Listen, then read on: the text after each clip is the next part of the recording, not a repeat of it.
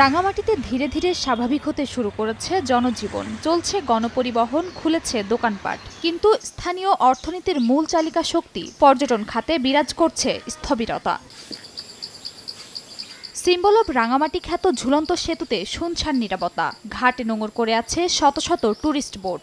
অলস সময় কাটাচ্ছেন পর্যটন খাত সংশ্লিষ্ট ব্যবসায়ীরা। একই অবস্থা কৃষিপণ্য অবতরণ ঘাটেরও। মৌসুমি ফলের শেষ পর্যায়ে ঘাটগুলোতে বাগানি, ব্যবসায়ী ও শ্রমিকের হাঁক ডাকে ব্যস্ত থাকার বদলে পড়ে আছে শুনশান নীরবতায়। কাজ না থাকায় উৎকণ্ঠায় দিন পার করছেন শ্রমিকরা। কোটা সংস্কার আন্দোলনকে ঘিরে দেশের চলমান অস্থিতিশীল পরিস্থিতির প্রভাবেই এমন অবস্থা।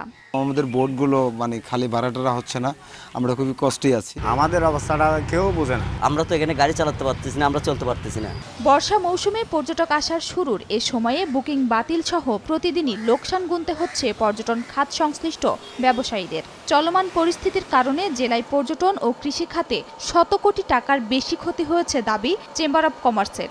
গত 17 তারিখের পর থেকে আগামী মাসের প্রায় 3 থেকে 4 তারিখ পর্যন্ত যে কয়টি বুকিং ছিল, প্রত্যেকটি হাউসবোটের প্রত্যেকটি বুকিং ক্যান্সেল হয়ে গিয়েছে। তাঁত শিল্প থেকে আরম্ভ করে এখানে যে আসবাবপত্র, কাঠ, বাঁশ যা কিছু আছে সব কিছু মিলিয়ে 100 কোটি টাকার বেশি আমাদের এই রাঙ্গামাটি পার্বত্য জেলায় ক্ষতি হয়েছে। চেম্বার অব কমার্স অ্যান্ড ইন্ডাস্ট্রিজের তথ্য মতে রাঙামাটিতে লক্ষাধিক মানুষ পর্যটন ও কৃষি খাতের উপর নির্ভরশীল।